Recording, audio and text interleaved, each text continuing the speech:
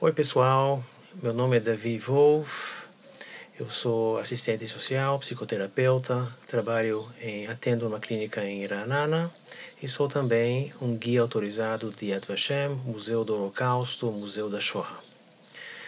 Hoje à noite começa a Yom HaShoah, é uma oportunidade de contar para vocês um pouquinho sobre a Shoah. Vamos começar com isso, por que Yom HaShoah e por que Holocausto? A palavra holocausto é frequentemente usada, mas é uma palavra que eu não gosto e tem muita gente que não gosta, porque holocausto significa um sacrifício para os deuses, um animal foi sacrificado e foi queimado no altar. Os judeus não foram sacrificados, os judeus foram simplesmente assassinados. Então a gente prefere a palavra Shoah, Yom HaShoah, que quer dizer uma coisa terrível, um acidente terrível, uma coisa horrível que aconteceu com o povo judeu. Eu começo pensando que praticamente todos vocês têm uma ideia do que é o Yom HaShoah.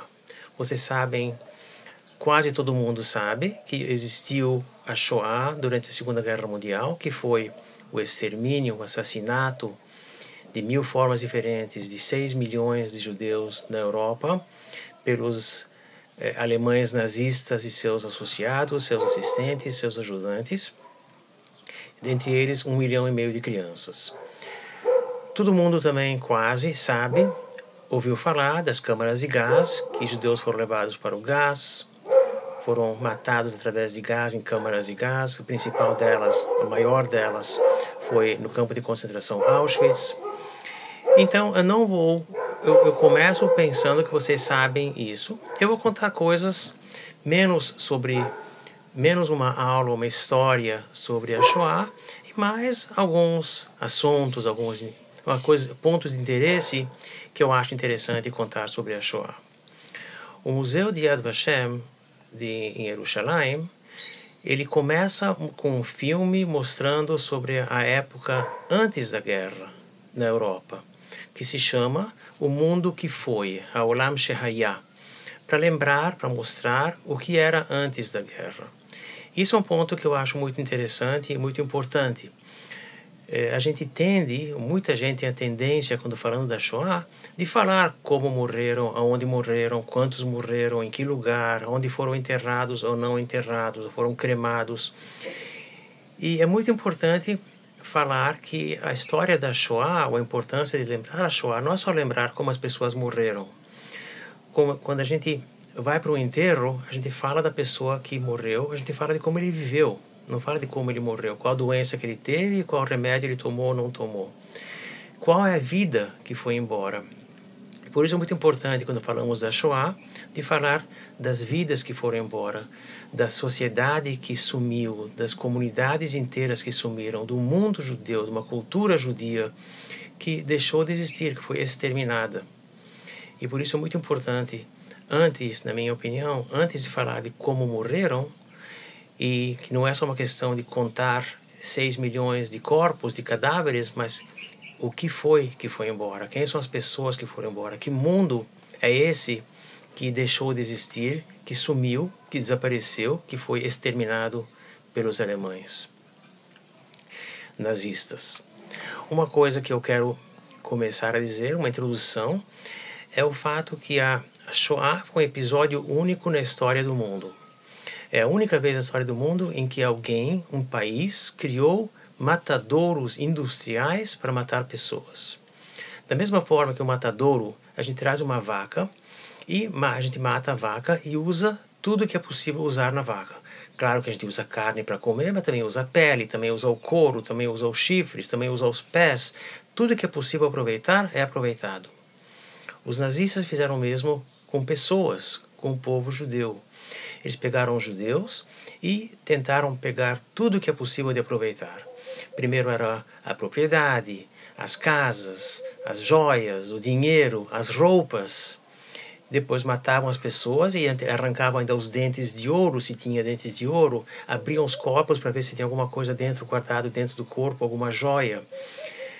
Teve rumores depois da guerra que eles também usavam da gordura da gordura dos corpos que foram cremados, queimados nos campos de concentração, nos crematórios, eles aproveitaram essa gordura para fazer sabão. Não há provas que isso de verdade aconteceu, mas se não aconteceu, não é porque era contra o moral deles, é porque simplesmente não conseguiram. Quer dizer, era uma fábrica de matar um matadouro, matar pessoas e aproveitar cada coisa que pudesse aproveitar. Uma coisa que é importante sempre lembrar, que também houve na guerra, na Europa, durante a guerra, houve não só assassinos, houve também gente que foram os chamados os justos entre as nações. E Yad Vashem, junto com o governo de Israel, tenta comemorar essas pessoas que ajudaram os judeus, arriscando a sua vida, arriscando a vida das suas famílias, não recebendo dinheiro, não recebendo nenhuma compensação, e ajudaram os judeus a salvar judeus.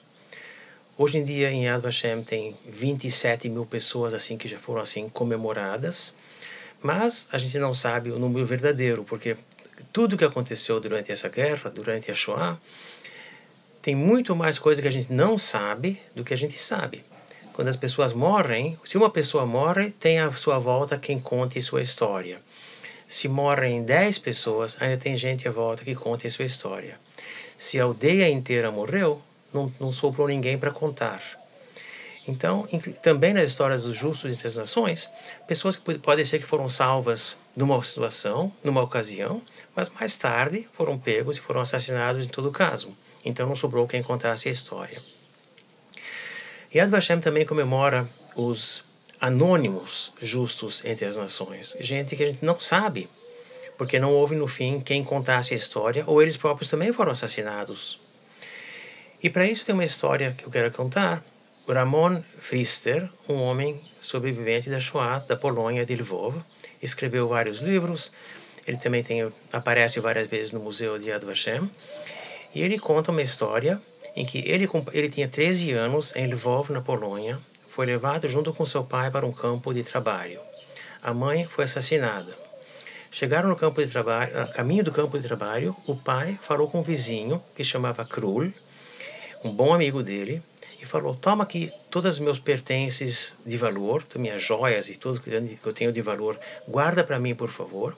Algum dia a gente vai voltar, todo mundo pensava, né? Estamos indo agora para um lugar, mas a gente volta um dia. Guarda para mim, quando a gente voltar, você me devolve. E o amigo falou: pois não, com prazer. Chegaram nesse campo de trabalho e o pai viu bem rápido que eles iam morrer de fome. Não tinha chance de sobreviver a esse campo de trabalho, assim como todos os campos de trabalho dos alemães, eram campos que praticamente a intenção era de matar as pessoas aos poucos, porque sempre tinha mais gente, sempre podiam trazer mais trabalhadores escravos. Então, a pessoa trabalha passando fome, morre bem mais cedo ou mais cedo mesmo. Então ele encontrou um trabalhador que trabalhava nesse campo, um polonês não judeu, e falou para ele: olha, me faça um favor, manda uma carta para o meu vizinho, para o Krul, e fala para ele para te mandar para vender as coisas que eu deixei com ele e te mandar o dinheiro. Quando o dinheiro chegar, você pega metade do dinheiro para você e com outra metade traz para a gente cada dia um pão e um copo de leite para nos ajudar a sobreviver. Essa conversa, tudo às escondidas. Era uma conversa ilegal. Para esse polonês conversar com eles já era uma coisa que ele podia ser assassinado por isso. O polonês concordou, mandou a carta. Depois de algum tempo ele voltou e falou: tudo bem, chegou o dinheiro, e a partir desse dia começou a deixar para eles cada dia um pão e um copo de leite escondido, para ninguém saber, para ninguém perceber. Passou algum tempo, eles foram levados embora. O Roman e seu pai foram levados embora para outro campo e acabou a história do pão e do leite. Anos depois, por enquanto o pai dele também morreu durante a guerra, o Ramon sobreviveu, eventualmente voltou para a Polônia, eventualmente veio para Israel também, morou em Israel. Anos depois ele se encontrou com a filha daquele vizinho, Krul, na Polônia, e falou para ela: quero te agradecer que vocês cuidaram da gente, mandaram para a gente, venderam as coisas, mandaram dinheiro, muito obrigado. E ela falou: eu não sei do que você está falando. a gente não mandou nada. Pouco depois que vocês foram embora, meu pai foi matado pelos alemães, minha mãe vendeu as coisas todas e usou para nós, que a gente precisava do dinheiro, e não sei do que você está falando. Foi aí que o Ramon entendeu que aquele polonês que trabalhava no campo trouxe para ele durante meses, trouxe para eles pão e leite, por conta própria, por vontade própria. Não sabe, a gente não sabe por quê. Ele não sabia o nome da pessoa, não podia agradecer. Uma coisa muito impressionante. Está aí um exemplo lindo de um justo entre as nações anônimo, que ninguém nem sequer sabe quem é e nem pode agradecer. A gente costuma pensar, costuma dizer, que a guerra começou em 1º de setembro de 1939, com a invasão da Polônia. Eu quero dizer, Hitler subiu ao poder em janeiro de 1933.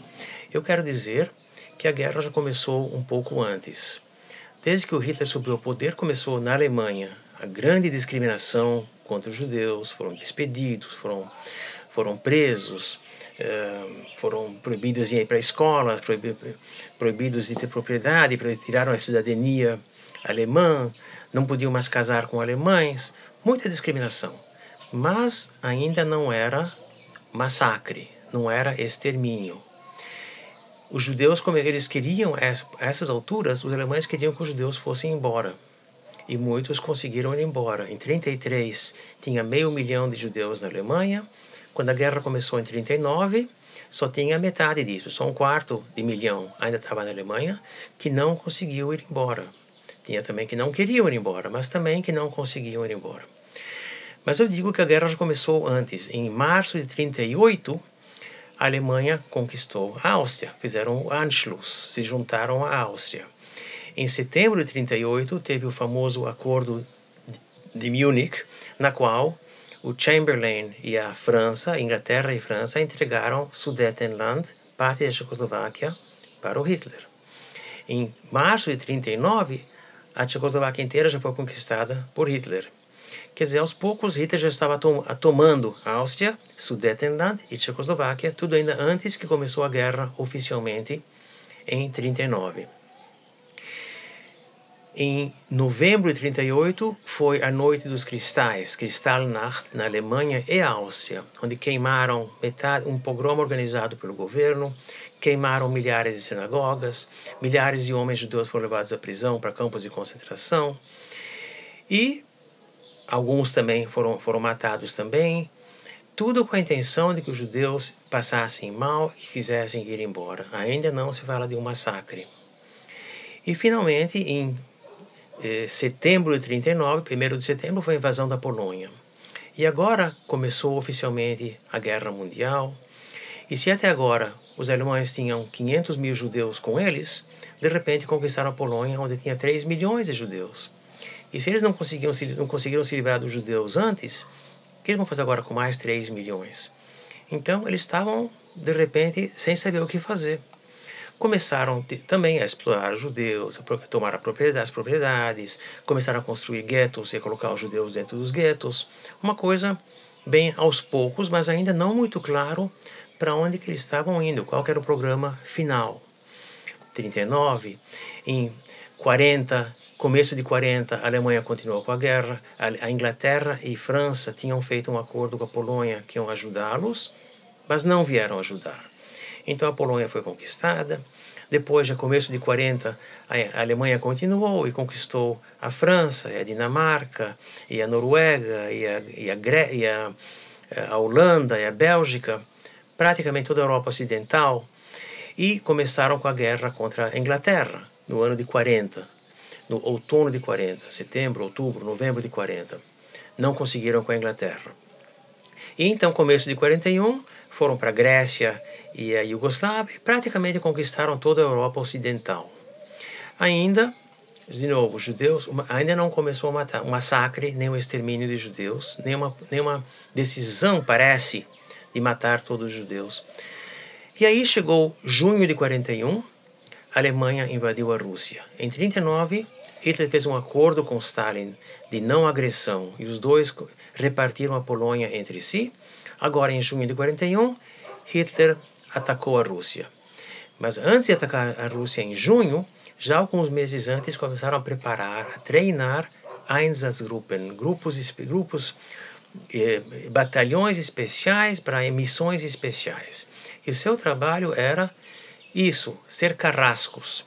Eles andariam atrás das tropas, depois que as tropas de combate conquistavam um lugar, eles vinham atrás e começavam simplesmente a matar pessoas, judeus e comunistas do Partido Comunista. Entravam de cidade em cidade, de aldeia em aldeia, tiravam os judeus, levavam para fora, para o mato, mandavam escavar buracos no chão e eram fuzilados. Mais 10 fuzilados, mais 10 fuzilados, mais 10 fuzilados. Todos caíam um em cima do outro dentro dos buracos. Dos famosos lugares onde teve esses grandes massacres, um deles foi Babi Yar, na Ucrânia, ao lado de Kiev, onde ainda em 41, quer dizer, alguns meses depois, logo antes de Yom Kippur de 41, pouco depois da invasão da União Soviética, tiraram 37 mil judeus em 2 dias, que foram fuzilados dentro desse lugar, Babi Yar, na Ucrânia. Outro lugar que também ficou muito conhecido é Ponar, da Lituânia, perto de... não me lembro. Da Lituânia, Ponari. Uma floresta que também fizeram buracos lá e também fuzilaram lá dezenas de milhares de pessoas. Isso tudo ainda em 41. Ainda antes, pouco depois da invasão da Rússia, mas logo que invadiram, aí começaram o massacre. Uma coisa que não é muito conhecida, que 1,5 milhão de judeus foram assassinados assim, por esses Einsatzgruppen, a balas, a tiros. Antes começaram ainda com as câmaras de gás. Até que em janeiro de 42, teve uma conferência em Wannsee, perto de Berlim, e lá concordaram, fizeram todos os planos, como vão começar agora a trabalhar com câmaras de gás e a deportar judeus para as câmaras de gás. E aí começaram aos poucos, no ano de 42, foi o ano em que construíram vários campos com câmaras de gás, campos de extermínio, tipo Treblinka. Não era campo de trabalho, pessoas iam para lá, saíam do trem, iam direto para a câmara de gás, um corpo era queimado e vinha o próximo trem, e assim por diante. Agora, por que os alemães mudaram o sistema? Por que eles pararam de usar o sistema dos Einsatzgruppen e passaram para câmaras de gás? Tem vários motivos. Um motivo era porque eles resolveram que é mais eficiente trazer as vítimas para as câmaras de gás do que trazer os soldados para as vítimas. Acharam que é mais interessante assim. Outro motivo é porque as pessoas, os assassinos, os carrascos, tanto alemães como gente local, de milícias locais de Lituânia, de Ucrânia, que também ajudavam, não estavam gostando desse trabalho, eles sofriam demais, eles precisavam beber muito para conseguir ficar matando gente o dia inteiro. Eles de repente tinham problemas, não sei se eram problemas morais, mas tinham problemas de não conseguir, simplesmente tinham nojo demais de ficar fazendo esse trabalho por tantos dias inteiros, dia após dia após dia. Então tinha muito álcool, muita bebida, tinham que pagar bastante. Então acharam que essa forma aqui não estava dando certo para os assassinos.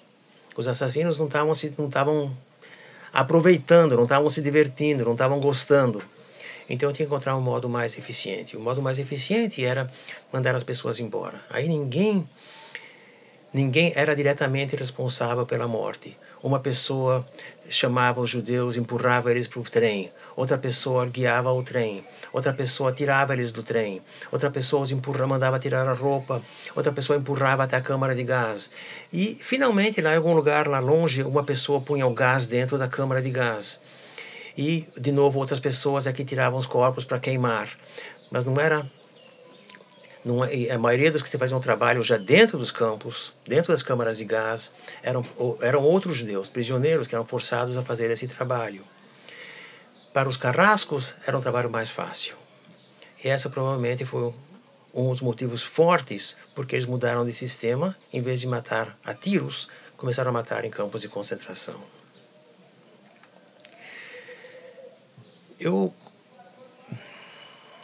No fim da guerra, agora, no campos de concentração, tinha campos de trabalho. Auschwitz, por exemplo, é bem lembrado porque à volta de Auschwitz tinha 40 campos de trabalho. Treblinka era um campo de extermínio. Ninguém trabalhava lá, fora aqueles que trabalhavam na câmara de gás. Mas fora isso, todo mundo que vinha lá era direto para a morte. Auschwitz tinha seleção, escolhiam quem é direto para a morte, para a câmara de gás, e quem ficava para trabalhar.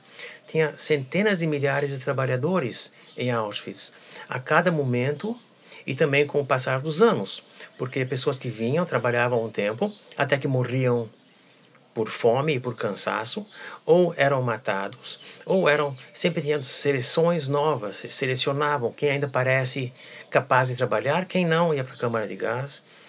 Ao chegar em Auschwitz, tinha a seleção, tinha aqueles que iam direto para a câmara de gás e tinha os poucos que achavam que ainda são capazes de trabalhar, e esses ficavam para trabalhar.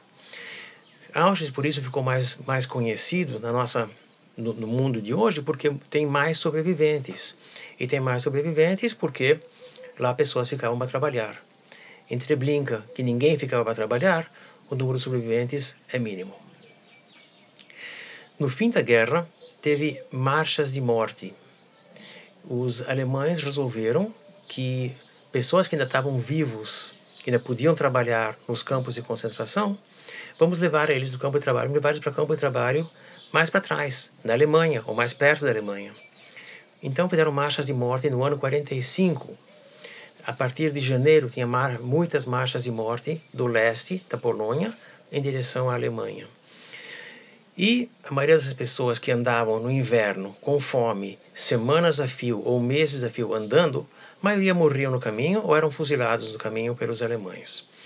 Roman Pfister, que eu já comentei antes, conta uma história num livro seu, que ele fez parte de uma dessas marchas da morte. Levavam parte do caminho foi a pé, parte do caminho foi com trem, e depois chegavam para um lugar, resolviam, não é aqui, vamos para outro lugar, e depois vamos para outro lugar. Chegaram um grupo de umas 1000 pessoas para um campo de trabalho na Alemanha, e o comandante alemão que levou eles para lá bateu na porta, falou, trouxe aqui para você tantos e tantos prisioneiros para você, mandaram entregar aqui. O comandante do campo falou, não tenho lugar, leva eles embora. Falou, mas para onde que eu vou levar embora? Acabei de chegar agora, milhares de quilômetros, andamos, viajamos, trabalhamos, e não tem o que fazer. Então o comandante do campo falou, eu não posso aceitar eles aqui porque não tenho lugar, se você quiser, pode fuzilar eles aqui fora, mas não me deixa aqui esse lixo todo. Você tem que se encarregar de livrar os corpos. Então ele falou, não posso fazer isso, porque você não pega eles para dentro, aí leva direto para a câmara de gás. Então o comandante do lugar falou, acabou o gás, não tenho mais gás para poder matar eles, então você se vire. E os dois, o que me impressionou dessa história no livro é a indiferença. A guerra está terminada, a guerra está acabada, estamos em 45, os alemães estão fugindo para trás, todos eles sabem que a guerra já está perdida, e estão preocupados como se livrar desse lixo de uns 1000 prisioneiros judeus. E a pergunta é, o que é melhor, fuzilar fora, fuzilar dentro? Cada uma joga para o outro, você faz o que você quiser, eu não quero eles comigo.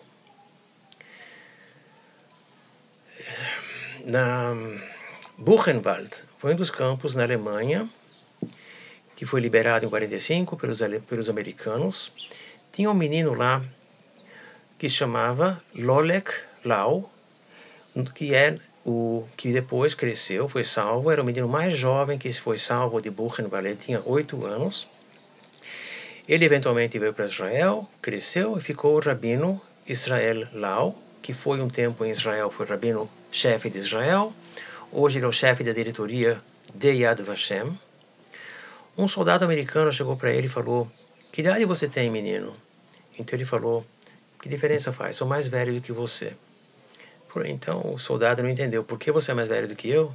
Falou, você ainda sabe rir, ainda sabe chorar. Eu já não sei rir e também já nem sei mais chorar. 60 anos depois, esse Rabi Israel Lau escreveu um livro sobre as experiências dele na guerra. O livro em hebraico chama Al Tishlach Yadcha El Anar. Ele conta sobre as experiências dele durante a guerra. E eu vi um vídeo dele recentemente em que ele conta que uma história de um um rapaz, um soldado israelense de quase 21 anos, foi ferido numa das guerras aqui em Israel. E ele teve que passar por várias operações. Ele já passou por 6 operações. E agora os médicos diziam, você tem que passar por uma 7ª operação. E ele falou, não, não quero. Eu não assino. Tem que assinar a permissão para fazer a operação, eu não assino. Deixa eu morrer em paz. E esse soldado fez anos. 21 anos, estava no hospital.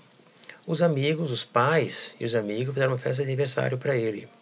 E ele ficou pensando para si mesmo, festa de aniversário? Tô morrendo, para que festa de aniversário? Trouxeram balões, cantaram para ele, trouxeram presentes. No fim da festa, todo mundo foi embora. E ele, de repente, sentiu uma coisa dura na cama, um livro. Era o livro do Rabino Lau. Ele não conseguia dormir mesmo, estava com dores, começou a ler o livro, não largou o livro. A noite inteira ele leu, até de manhã. De manhã ele acabou o livro, mandou chamar a mãe dele e falou, eu quero assinar. E ele escreve isso numa carta para o Rav Lau, para o Rabino Lau. Ele escreveu essa carta para ele dizendo, contando essa história toda. Ele falou, se o Rabino Lau conseguiu passar por tudo que passou e sobreviveu e conseguiu chegar a ser, conseguiu continuar a viver e chegar a ser o que ele é, que direito tenho eu de fazer isso para minha mãe? Então chamou a mãe, assinou, fez a operação e ficou bem. E aqui eu chego ao assunto do trauma das pessoas que tinham que voltar de lá. Tanto as pessoas que voltaram de lá, como pessoas que passaram pela guerra de outras formas. Meus pais, por exemplo, estavam na Polônia casados com uma nenê de 1 ano, quando a guerra começou, estavam em Cracóvia. Fugiram para a direção dos russos, para leste. Os russos levaram eles para a Sibéria, passaram 1 ano e pouco na Sibéria e o resto do tempo na União Soviética. Graças a isso que eles foram levados embora para a Sibéria, eles sobreviveram, porque o resto dos parentes que ficaram na parte russa da Polônia, que caiu nas mãos dos alemães em 41. Os alemães invadiram a União Soviética, conquistaram o resto da Polônia, e todos que ficaram lá, praticamente, foram assassinados.